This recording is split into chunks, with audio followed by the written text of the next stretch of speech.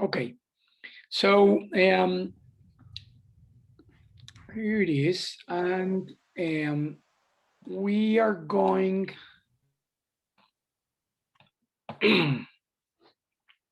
so we are going to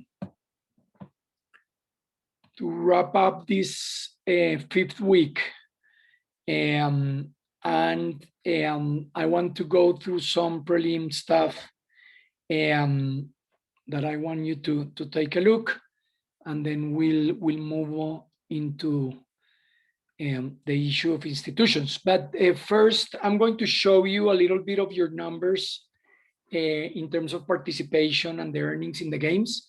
And the reason I want to do that too is because I want to use it as a teaser to see what we're going to be talking today. So I'm going to show you that in a second. But before that, I want to give you a few quick updates on the questions that I have received regarding the essay for this coming Saturday. And basically what I have heard from several of you that I have talked to, including the session this morning that I talked to Joseph and Crystal, and others who have also asked me for some office hours and answers through email. Basically, think of this as how to transform your question, the research question that you're thinking of addressing, into a narrative, a story, and then on translating that into a game. And I'm going to make like a summary of that.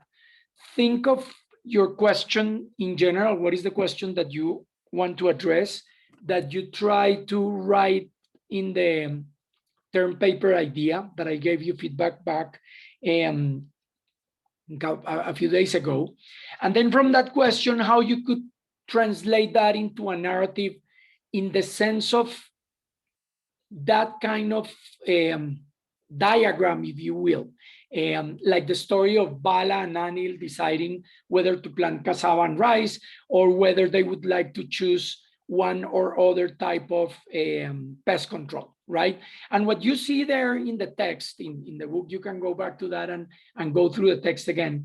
You see how each of the scenarios, in this case, these 4 scenarios, they are evaluating the pros and cons of each situation. And the pros and cons obviously depend not only on your own actions, but the actions of the other player. That's the key thing. And then from that, you want to translate that into some numbers. And as I said to several of you, just think of numbers that make sense. They don't have to be accurate, because we don't have all the empirical evidence to put together the exact numbers that should be there, right?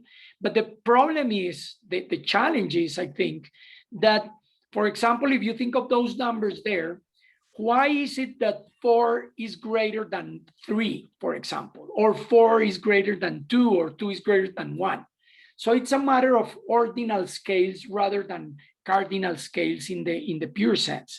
But again, with putting those numbers there, then you can do an analysis of the game, and then you can think of all the analysis of the dominant strategies, the best response of each player, whether you have a dominant strategy equilibrium or you have a Nash equilibrium, and if that equilibrium is a social optimum or not, everything that we have been doing in the last couple of weeks, then you can apply to your question, to your narrative, down to a game with some numbers. So the numbers, yeah, you're going to get them out of your sleeve, but in a sense, they have to be sensible. They have to be logical with the narrative. That is, with the narrative that you are going to construe in this case. So the key element here is try to think in this kind of narrative language, and then moving it down to building a game with payoffs. And then you will be on your good track to figure out the analysis, and therefore, what can this tell you about your research question? Okay, so that's a recommendation for thinking about the next steps in that sense. And finally, to conclude, having a conversation with a few of you, I thought that this might be useful, and I wanted to bring to the attention a very famous writer from Argentina, Jorge Luis Borges. And he had a beautiful short story that I want you to read right now because I think it addresses the following question. Some of you have emailed me or talked to me with the essay with the challenge of how can you choose the players in the game or the actions that each player should take in the game. And only with those two, those are huge challenges because choosing the right players and choosing the actions for those players is already a challenge. It's already complicated.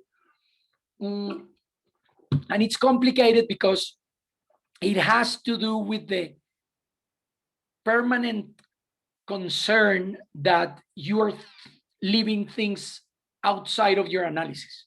And of course, you always want to add things to your problem. You want to add players, actions, situations, context, variables. But at some point, you have to decide on what you leave in and what you leave out. And this short story, I think it's quite telling of what I am trying to convey here. So I'm going to put it there for you to read it instead of me reading it to you. So do go ahead and read this.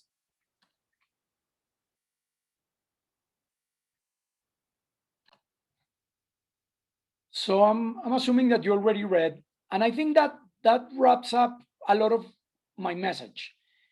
Of course, the more things you put in your model, the richer it is. But this richness comes with a cost. And as in the case of this empire, the emperor became so demanding to the cartographers that he ended up with a 1-to-1 scale map that was totally useless, right? And that's the risk of putting too much in your models, in your analysis. So of course, when you leave things out, you are excluding elements that could add potentially value to your analysis. But there has to be a limit to that because otherwise you will end up with a map like this one that was totally useless. And the example that I give is the following. Think of a subway map in any major city, and you want to use that map to guide your decisions, where to get, in which subway station you want to get on the train and which station you want to get out. That map is a simplification by construction, and that map has inaccuracies in terms of distances, in terms of proportions, but the map is built to guide your decisions to use the subway.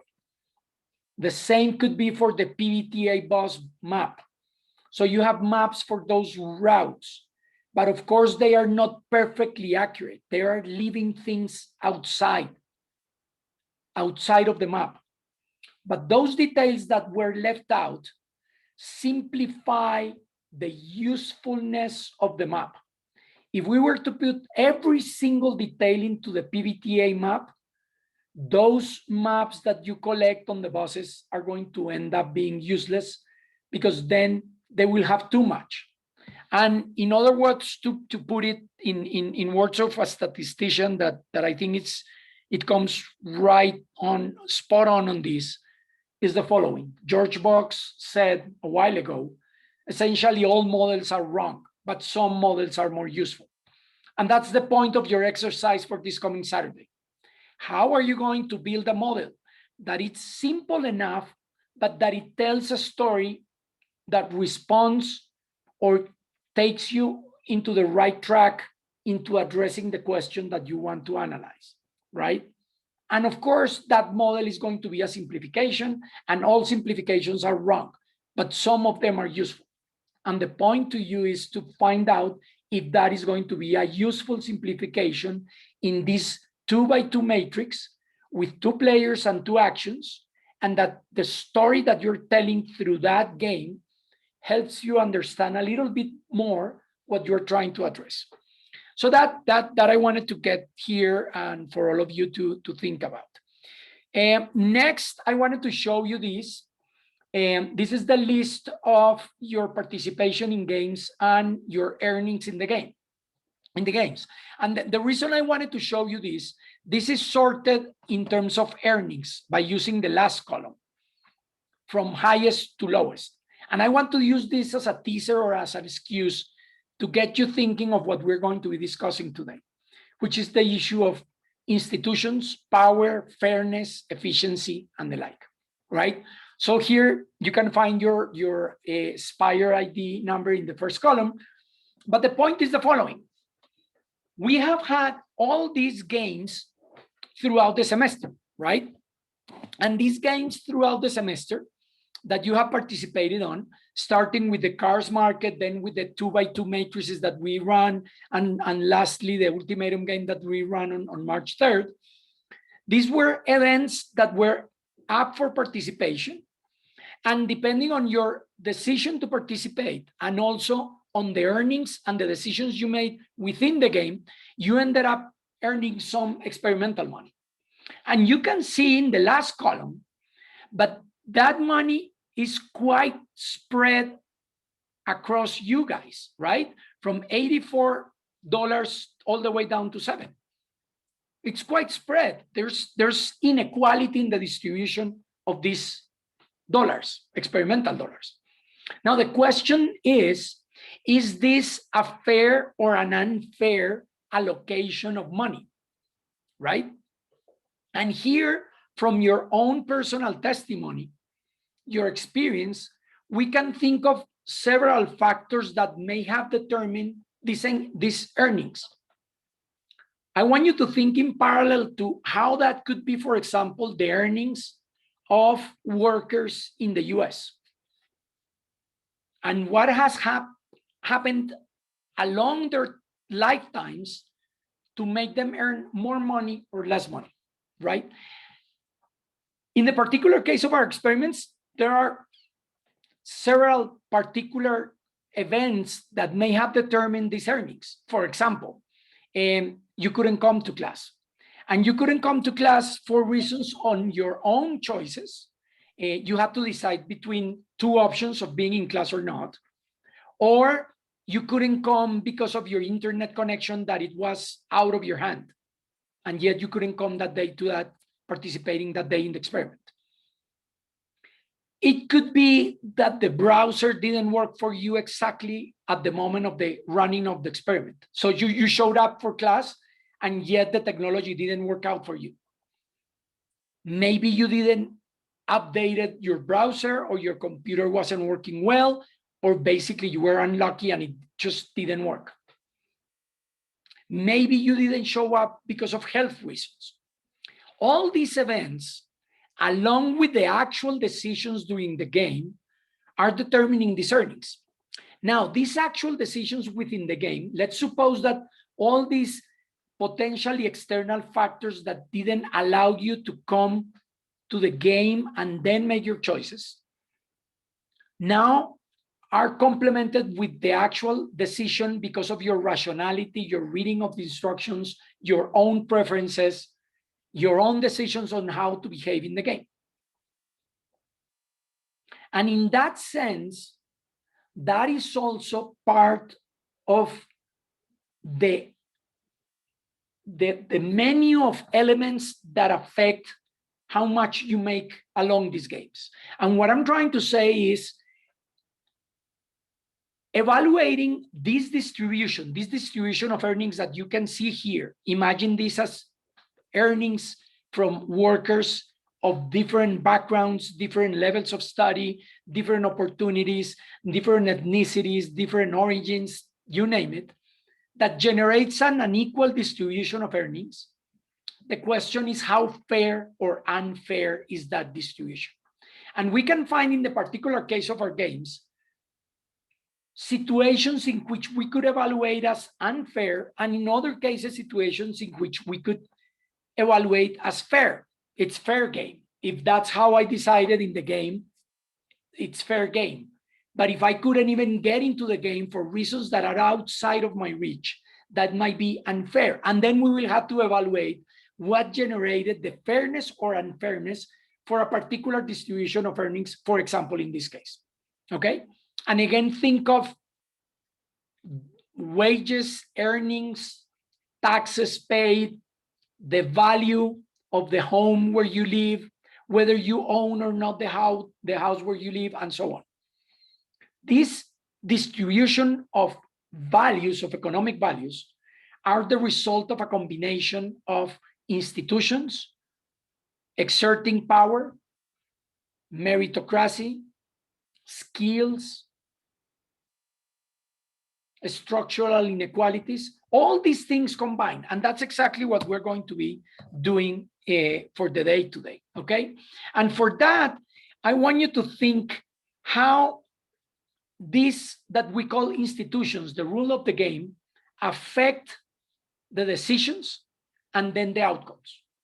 And there's always going to be elements of institutions altering the choices people have, the opportunities people have, and also how the outcomes turn out to be because of the interactions of those choices and those players. And this is why game theory is so important, because you are not on your own in the sense that you are going to depend on what others do. And we have been trying to do that through game theory in various ways. And that's exactly what we have been going through in the course, that we went through this second part of the course on social interactions and the micro foundations of those social interactions.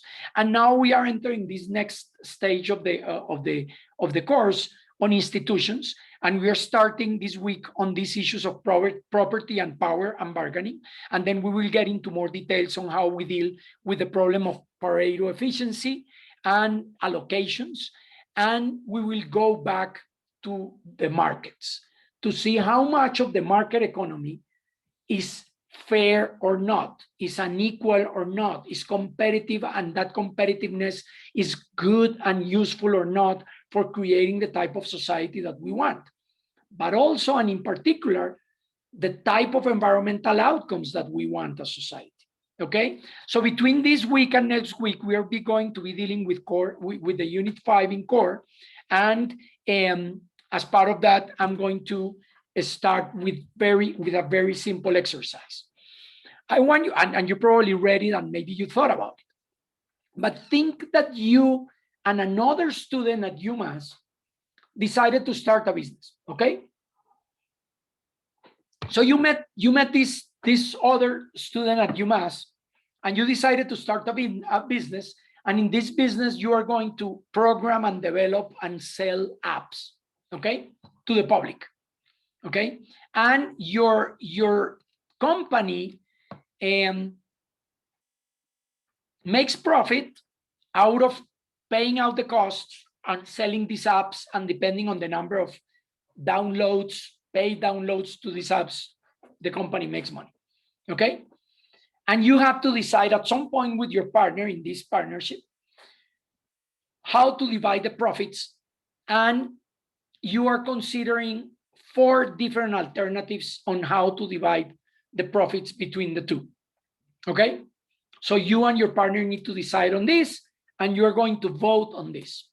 One option is that you divide the profits equally. Just whatever profits you make, you divide in half, and each partner gets half and half. Second option, you are going to divide the profits in proportion to how many apps each of you sell. Okay? So you will find a way to find out who sells how many apps, how many units of this product, and then you divide the profits proportionally to the number of apps being sold. Third option, you are going to do this in an inverse proportion to how much money you have outside of this business. In other words, if you have other sources of income different from this company's revenues, you are going to divide the profits in terms of how much more income you have outside of the partnership, as opposed to depending on the income of the partnership. That's a third different criteria. And fourth, you are going to divide the profits in proportion to how many hours each of you has spent selling this product. Okay? So I want you to think of these 4 alternatives, of which one would you rate as the most preferable for you if you were in this partnership with someone else, and which one would you rate the least desirable to divide the profits? Okay, so I'm going to leave that in the screen, and I'm going to open this poll, and you are going to answer how to split the profits. So in the poll here, you have 2 questions, which is your most preferred option and your least preferred option.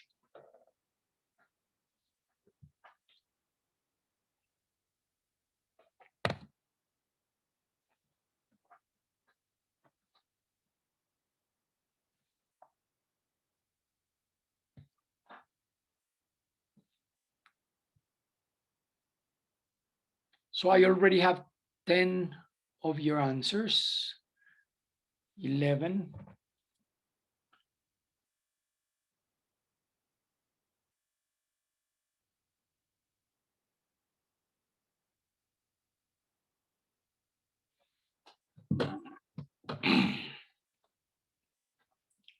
I have 16 answers now, 17.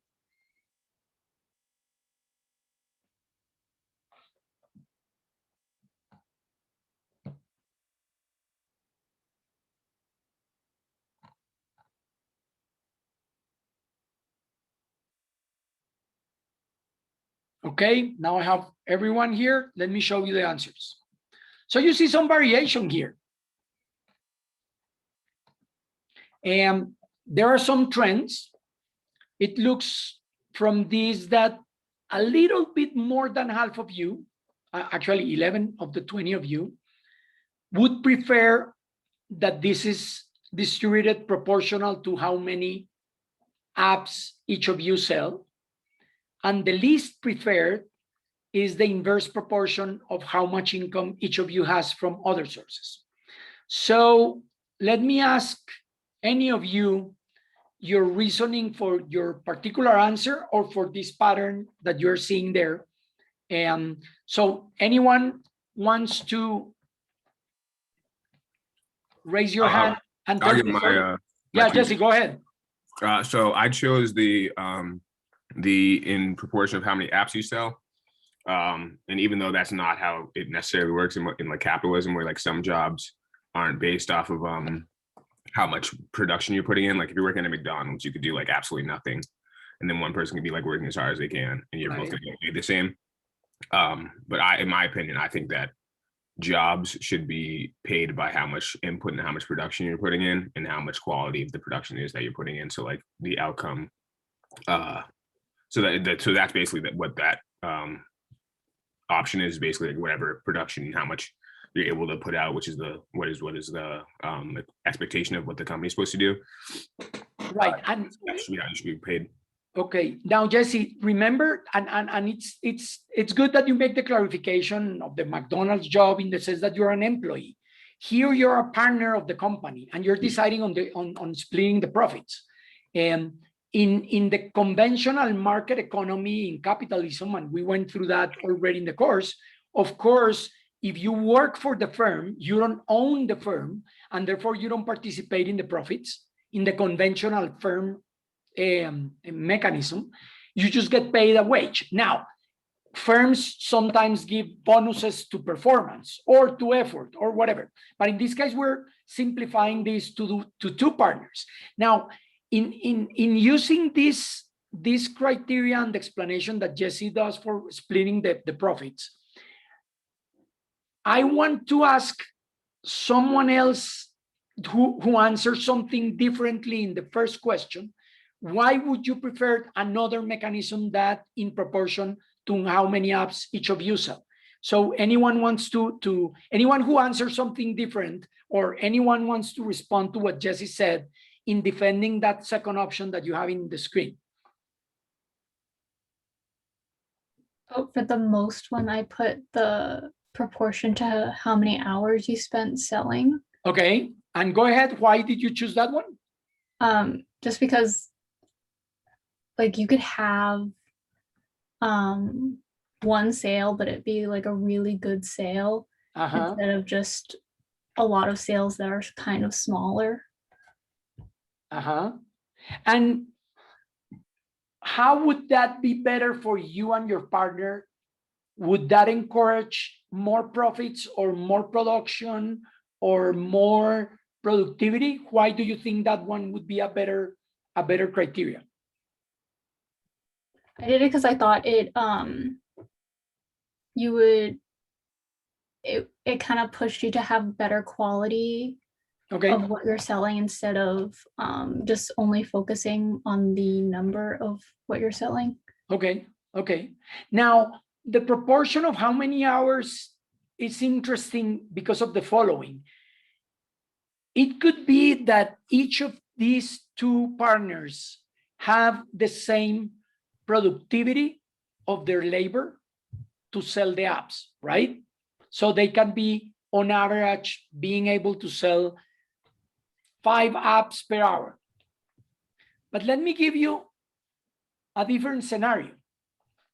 Imagine, and this goes for both the proportion of how many apps you sell or the proportion of how many hours of use that you spend selling. Imagine that one of the two partners in this company comes from a particular background in which his father is a member of a social club or a social network in which his father has very good connections with other business people. And this particular partner, thanks to his father, is capable of selling within 1 hour, not 5, but 5,000 apps. And the other partner, you, let's say, you don't have those connections because your father doesn't have that kind of social and business and political connection. And in the same hour, you sell only 5 apps. And in that case, if you split the profits proportionally to the number of hours spent or the number of apps being sold, it might make a huge difference in how the profits are split. But in this new situation that I just explained, it wasn't necessarily because the other partner made a lot of effort. It's just that the other partner was born in a particular cradle in which his father had very important connections to quickly sell many apps of the company. And this is where I want you to think how all these elements of the institutions that guide the decisions, the choices that people make, in this case, putting hours into your own company to make this product work and sell it, is going to be mediated not only by your effort, not only by your skills, but also by other types of context. Now, let me back up a little bit and come back to two students who are equal in terms of the background that they have, their families, their wealth, and so on. But one of them is a marketing major and the other one is a programming major, a computer science major. And they are both working in the company. So maybe the marketing major partner is much better at selling the stuff, but the other one is much better at writing the code to make the stuff good.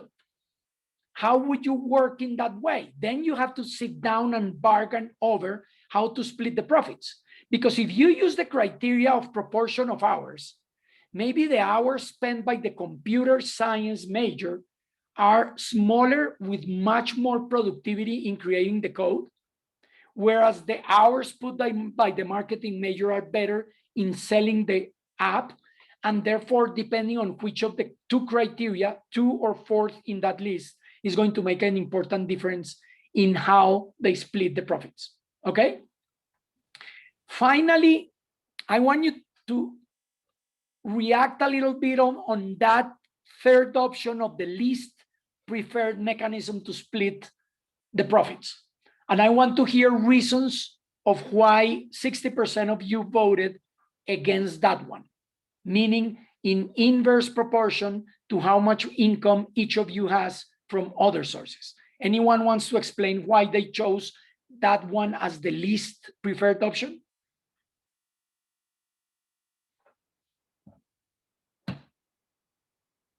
Anyone wants to try? Yeah. Go ahead, So I Robert. sort of saw it as basically I just felt like it was kind of making up for something. Is in like if you're basically like giving someone money based on their situation in life, then you're not really being fair to what they're doing for the company. Though I think maybe the partner who, is in a better position ought to help the poorer partner. At the Okay. same time, I think for the job itself, it's not necessarily worth it. So you find that as being unfair. Yeah. And the And based on unfairness, the fact that they're, equal partners. exactly. Yeah. So again, notice this is all subject to different interpretations. And one of them is that Robert has just mentioned. He would perceive this as unfair, that because you have better or worse outside options, the company should reward you in a different way when it doesn't have to do, for example, with your own effort put into the company, even by selling more apps or putting more hours for selling the apps, right? So again, this is part of what I want you to think about, that when it comes to fairness, when it comes to equality, when it comes to these different criteria, it gets complicated, because it's not only about understanding the efficiency of the process and the outcomes on how we use the different economic factors of production to produce something, but also how we distribute the tasks, the responsibilities, the benefits, and in general, the opportunities and outcomes that we have to think about. Okay, so with that in mind, what I want you to think is now going to our question of thinking of our planet Earth and thinking of how we interact as an economy with the biosphere. I want you to think on this context of this diagram that we have seen before, that we have firms, we have households, they exchange stuff. They also exchange stuff with the environment, with the biosphere. They take matter and energy into the production and consumption, and they expel out pollution and waste back to the biosphere. And in all that process, it is important that we think several key questions for this module. One of them is, how are the property rights related to the environmental challenges? In other words, we have talked about the property rights of the firms, who owns and who doesn't own the firm, right? And whether if it is a worker-owned company, we may talk about cooperatives. If it is a stakeholders or stockholders owned firm, and depending on the type of firm, how you decide who is the owner, how they decide on the decisions. The owners choose a manager, and then the manager chooses employees, and then the firm starts working. Same in terms of the household. Who has the property rights over certain things in the household? There are societies, cultures, and legal settings even where, for example, women cannot be entitled to own the house. They cannot sign and be the owners of the deeds of the house. Or children of certain age, or the elderly, or people of certain skin color, or people of certain religion, or people of certain political affiliation. So these are property rights assigned to households and firms. Now, think about the property rights associated with, and I'm going to put it in a different color here, maybe in this green. I want you to think, no, green no, because we have green there, in purple. I want you to think about the property rights here, here, here, and here. Okay? Because there are key issues about power, distribution, institutions that are going to be key when it is very difficult to assign property rights over pollution or extraction or use of the biosphere, right? Now, notice land. We can have property rights defined for land in some cases. And that property rights over land can be individual or collective. Those of you who are interested in studying deforestation in this coming essay and maybe for the term paper, you will notice that in deforestation issues, who owns the land is important. And sometimes the land is owned by the government. Sometimes it's owned by private holders, landowners. Sometimes the land is owned by indigenous communities collectively and not individually. Sometimes the land is owned by international organizations who do buyouts of land for protection or for exploitation. So that is going to be important. The subsoil, owning the subsoil is going to be important. So for example, in the US, if you own a piece of land, you own whatever mineral resources and fossil resources that are right below you. That is not the case, for example, in Latin America. So here in Colombia, if I own a piece of land, I don't own the oil and the gas that is beneath my house. I don't own it. By constitution, that oil or gas or minerals or gold belongs to the state by constitution, which is very different than in North America. So that creates very different power relationships between me and the government. And therefore that will have huge consequences in terms of environmental conservation of degradation. Okay, so this is important, is to define who owns what. And this is why I wanted to go through that example of the company with these two partners, because the two partners own the firm. They are not workers. They are not wage workers. They own the firm, and they need to decide how to split the profits. Okay, so this is an important question in terms of the property rights. And next important question is how power is going to determine who harms who and when these environmental externalities are going to occur, right? So with this same diagram, I want you to think of different elements in terms of, for example, if we think of this particular waste or pollution created by this particular firm is going to affect the well-being of humans, of people. And depending on the property rights, and depending on how does power determine this firm can get away with polluting other people's health, or these other people's interests can be brought to the table and stop the pollution from the firm.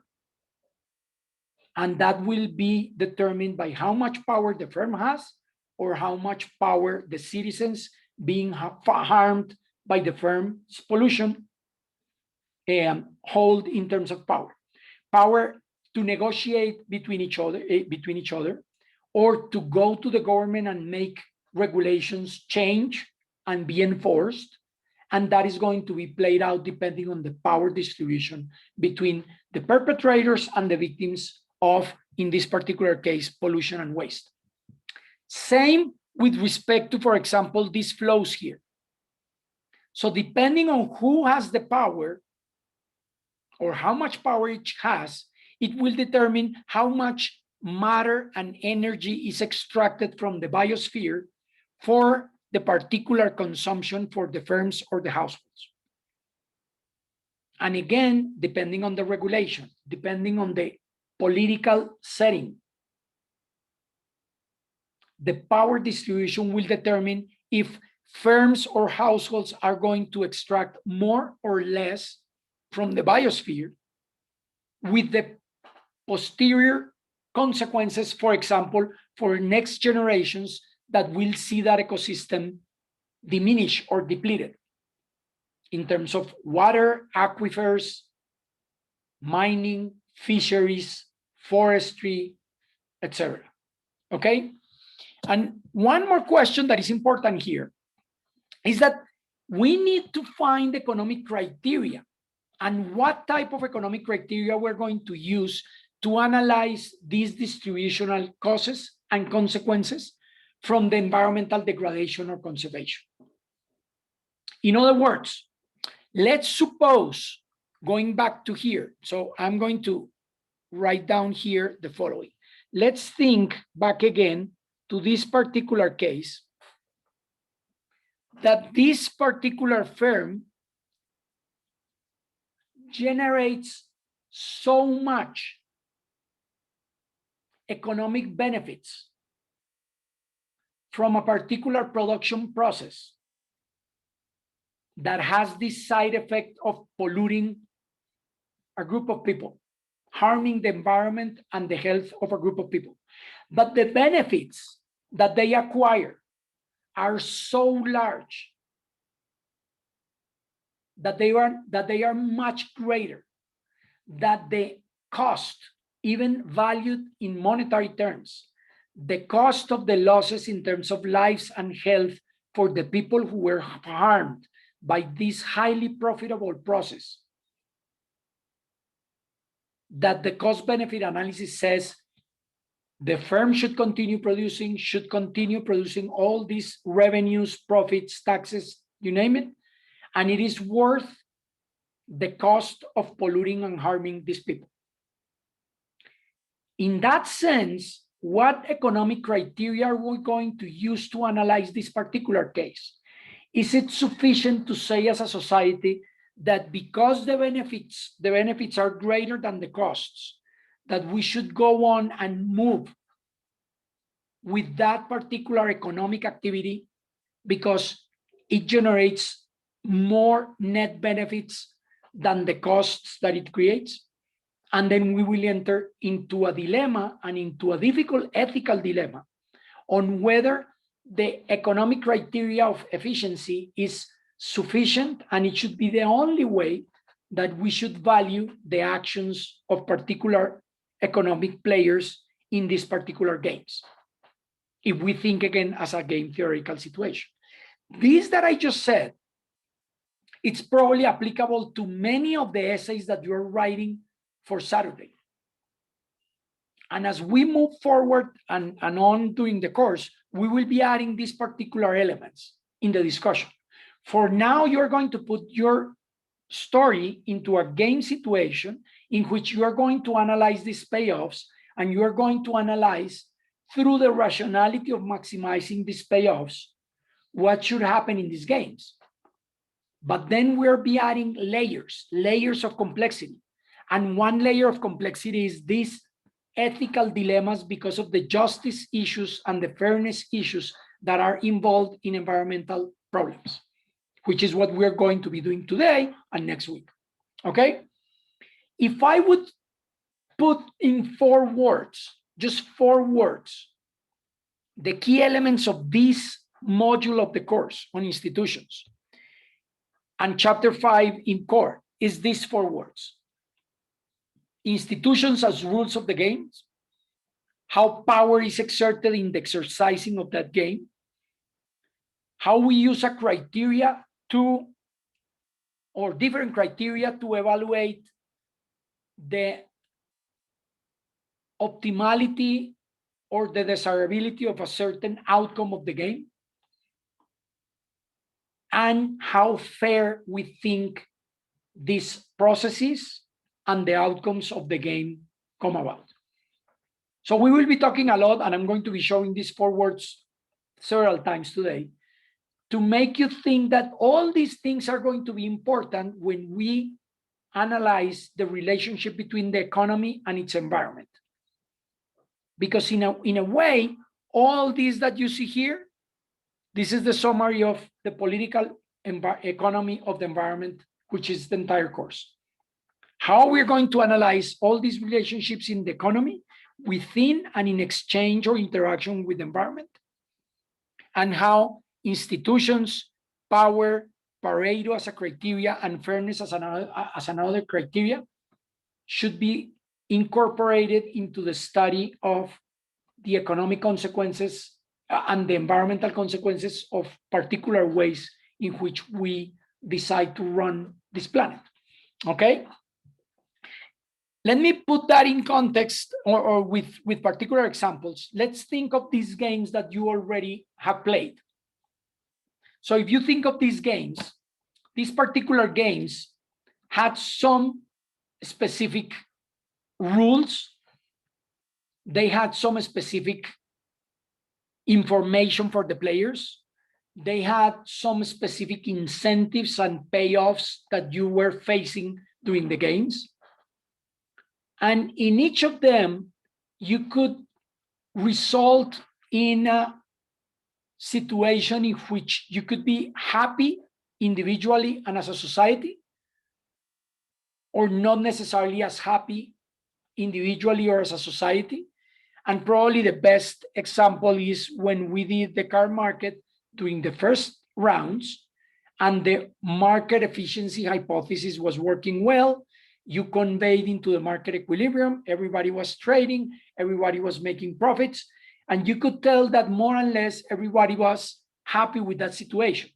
You were free to trade, free to interact, free to decide whether you wanted to buy or sell.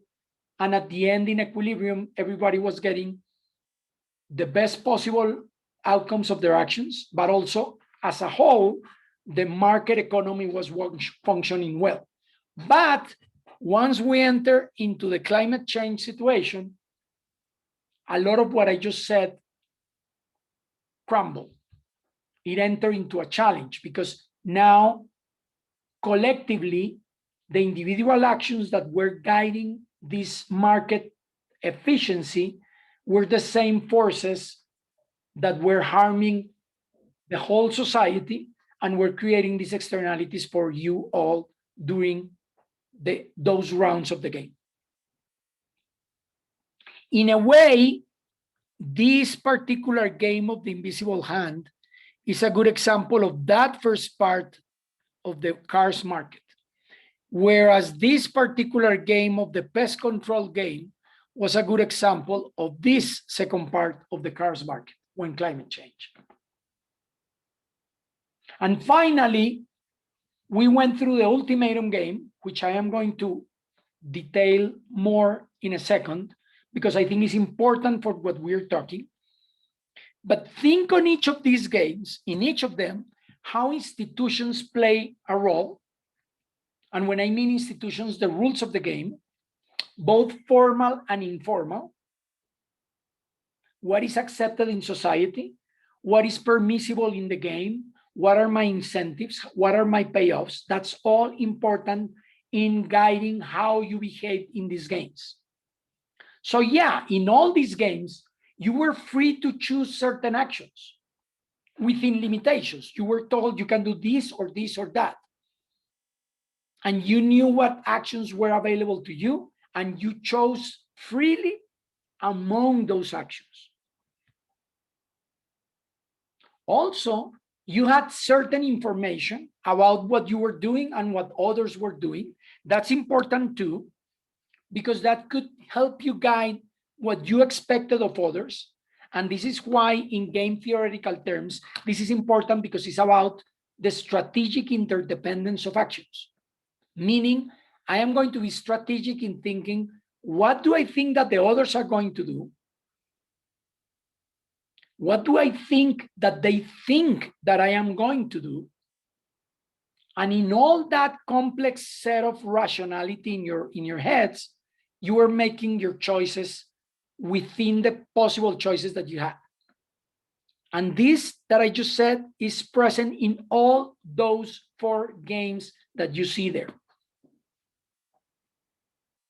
Power was in there in many ways implicit, and you could see how it could help you guide some of your actions, in the sense that depending on your position in the game, whether you were a buyer or a seller in the market, whether you were a farmer with a particular choice or a particular technology, or in the ultimatum game, whether you were the proposer of the responder, power could have been distributed in different ways. For example, in the car market, if you were a seller and you were trading with production costs that were much lower, you had more bargaining power to come to the market than another competitor who had higher production costs and couldn't compete as good as you in terms of asking for certain prices, right? So that gives you power. So technology can give you power. And then using Pareto and other criteria in terms of fairness is going to make it more interesting and more difficult too, how we evaluate whether the outcomes in all these 4 games were individually and socially desirable. Were they okay for society and were they okay for each of the players? And that's what we are getting into in this new section. So let me go back to the problem of bargaining with one particular example. So I'm going to give you the following simple game situation for you to think. This is not in core, this is in another text that Partha Dasgupta has that I like a lot. And it's the following. Imagine 2 players, we are going to call them A and B, like Anil and Bala if you want.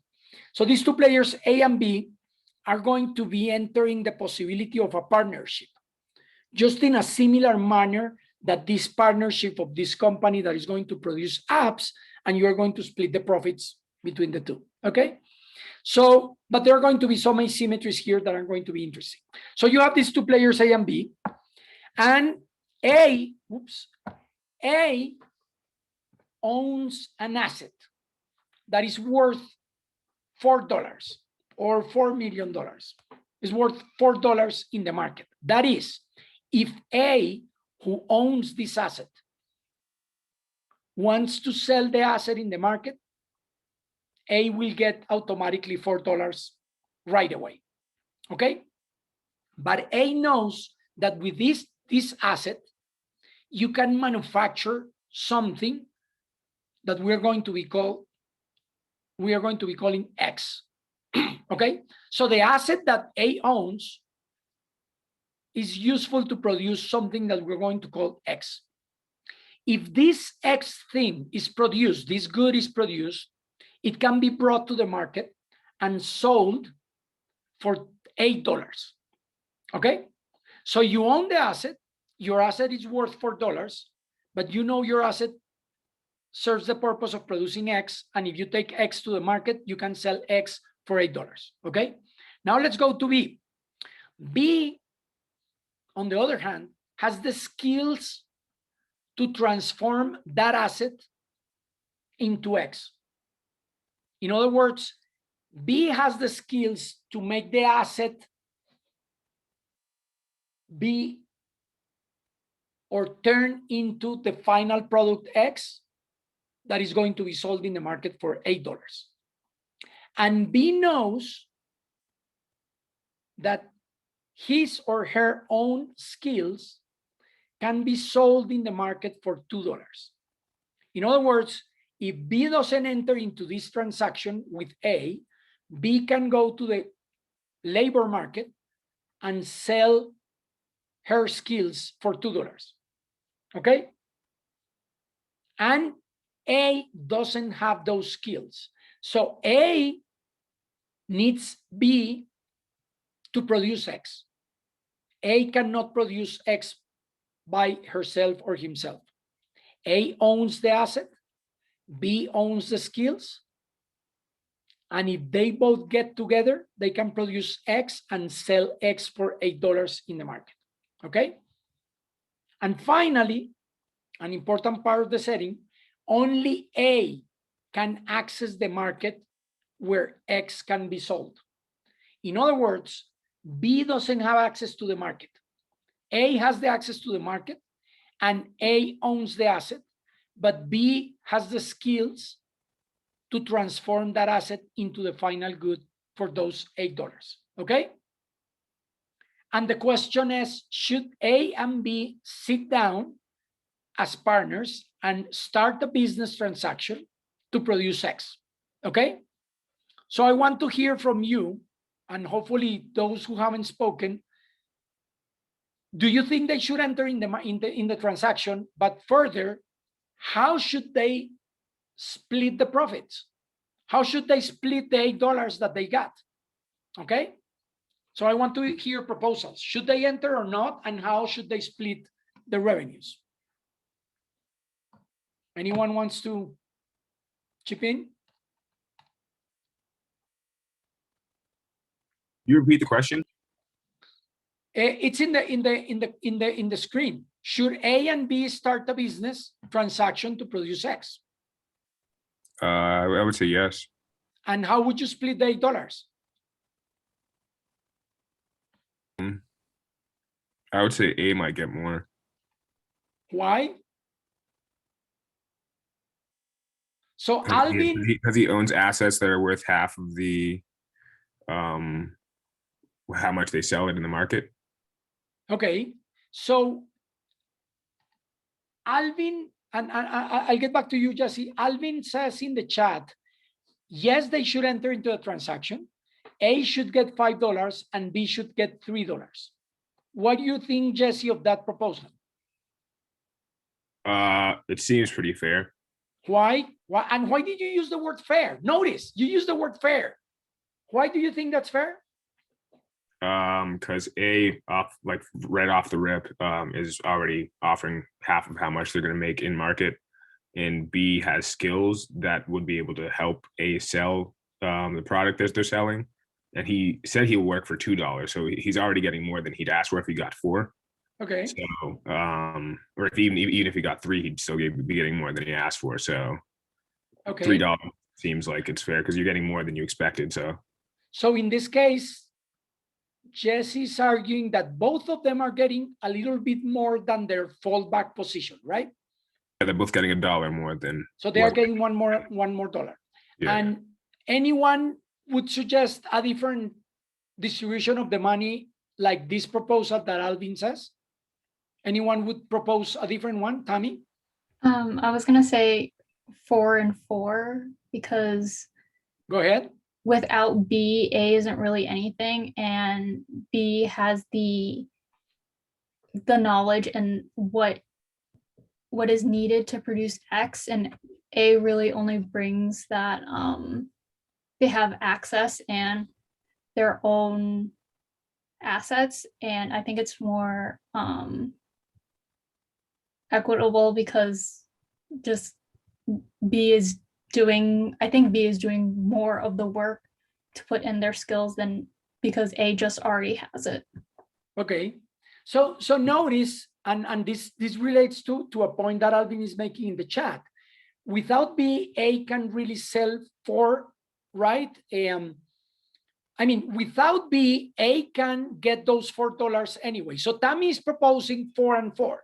That means that for A, it's indifferent between entering or not in the transaction. If A enters in the transaction with the proposal that we just heard, A just gets the same $4 that A would have received by selling the asset in the market, right? So he's getting still, or she's getting still the same $4. But B is getting $4 in the sense that he's getting double its value of its labor, in the sense that B knows that can get $2 for his labor outside of the transaction, and it's getting 4, so it's getting $2 more for that effort. And Tammy thinks that's better because B has all the skills and B should be rewarded for those skills. And Tammy also says that A shouldn't necessarily be rewarded for just owning that asset because it's just because A owns it, but that doesn't mean, and in fact, we know that A doesn't have the skills.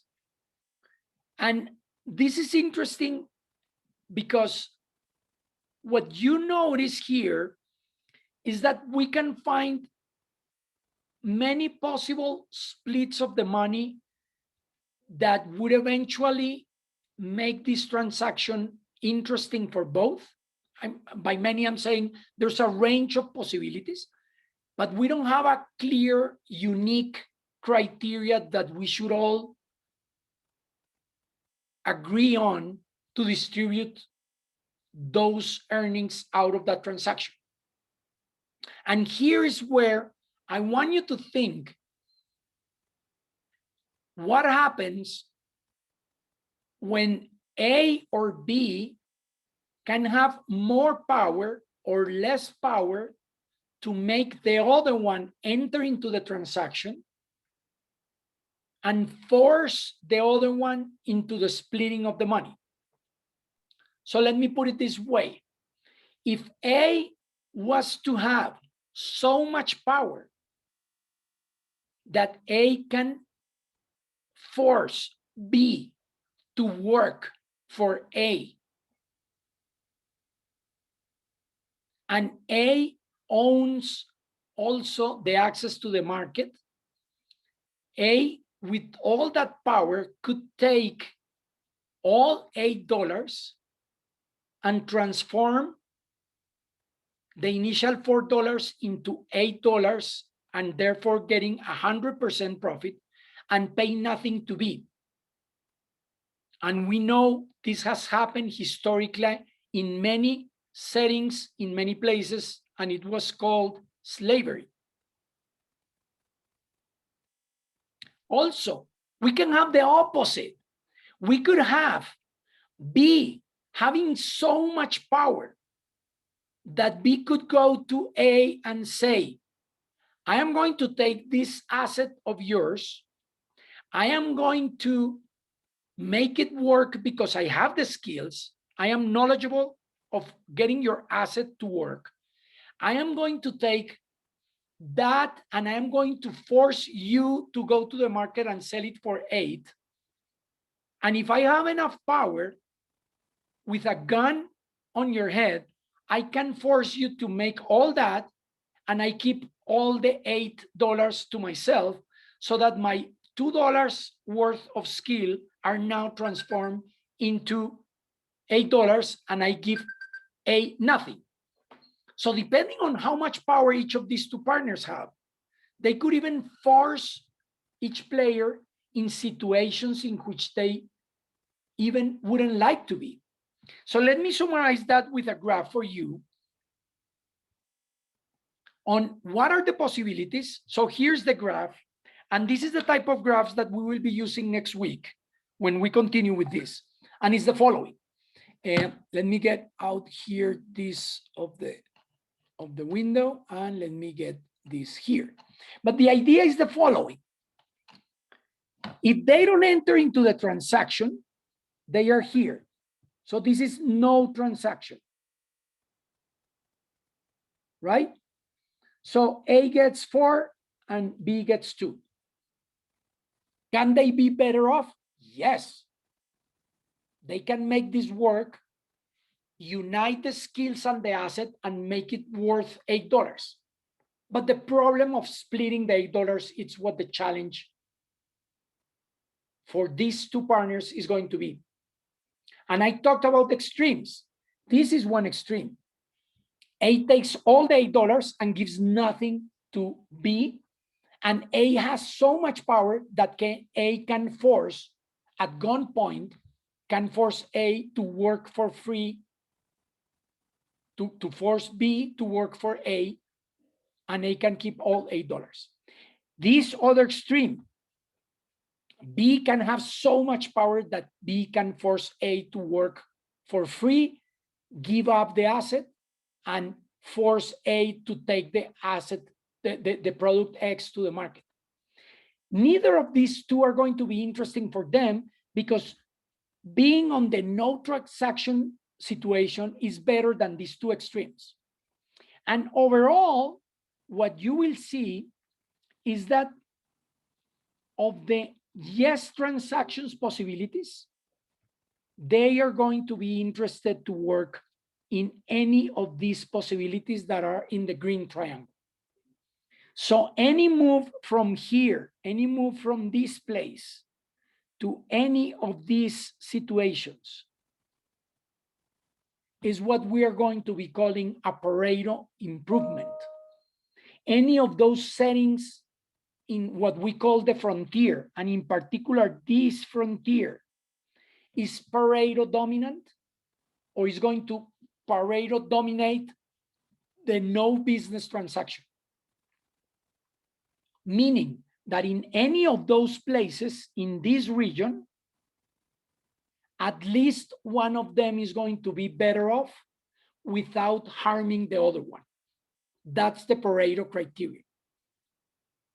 And therefore, we should expect that they agree on moving to one of those possible scenarios in the green triangle. But the problem is how to decide which one it should be. And that's going to be tricky because it's going to depend on institutions, on power distribution, on how they bargain with each other and they split those decisions. So let me stop there and invite you to continue reading chapter 5 for next week. And then next week, we are going to be dealing with all these elements about power distribution, Pareto efficiency, and how we negotiate with different partners. And then bring that into the environmental arena when this is going to be even more complicated. Because now when we deal with environmental assets and environmental consequences of those assets, and who does what and who suffers what is going to get more interesting in the sense of dealing with these cases. Okay, so thank you guys for coming and looking forward to read your essays on Saturday. And if you have questions, just send me an email and I'll try to respond as fast as possible. Okay. Can I ask you a quick question before you leave? Yeah, go ahead. So for the essay, it's based on the topic we sent you like a week ago, or if you want to, yes. Or it could be about anything. I mean, remember, try to build on top of what you have been building, so it saves you time and energy, and make it useful to respond to your research question. Okay, and so just the format of it is basically what the topic is, how it relates to the class, and then make a game of it. Yes, in the sense that I explained at the beginning of the class today, and with the explanation that it's on Moodle on what I want you to write in terms of building the narrative, building the story, building a game theoretical situation, defining the 4 elements of the core of the games, players, information, payoffs, rules of the game, strategies, and then be able to analyze that game as we have been doing in all these cases and based on chapter 4. Okay, it can be any economic game, or does it have to be one of the 4 that we've learned so far? No, it can be any game. Okay, I mean, perfect. you're going to come up with the numbers that you think are reasonable for your problem. Okay, thank you. Have a good one. Yeah, good. Okay. Professor, I Yes. sent you an email a couple days ago, and I just wanted to make sure that you got it. Is this your email? I'm just going to put it into the chat to make sure I sent it to the right person. It's Juan Camilo at UMass.edu. JUANCAMILO. Because I don't see anything from you, Max. Let me check. No, I don't see anything here. Yeah, I sent it to this email. I just put it in the chat. Yeah, that's the one, but I don't find anything from you here. Can you send it again? I'm checking right now. I'm checking right now my inbox, and I haven't seen anything from you. I'll just email you quick. I'll just hit reply on it and send a quick follow-up. Yeah, because I mean, let me show you here. This is my inbox, and I said look for Max Jafari, and we didn't find anything, so I haven't seen anything here. So Okay. I don't know. Here, I'm gonna just quickly send it again. Okay, sure. Professor, sorry, I just had one quick question. So you will not have any more office hours from now until Saturday, right? No. I had those available times that I tried, but now I'm full. My schedule is full. So this is why I ask you for those. So if you want to email me and I'll try to reply as soon as possible. Okay. All right. Thank you so much, Professor. Okay. I think I just got it, Max. Okay, awesome. Thank you so much. Okay, sure. I'll try to answer today. Okay. That's Bye. perfect. Have a great day. You too. Bye-bye.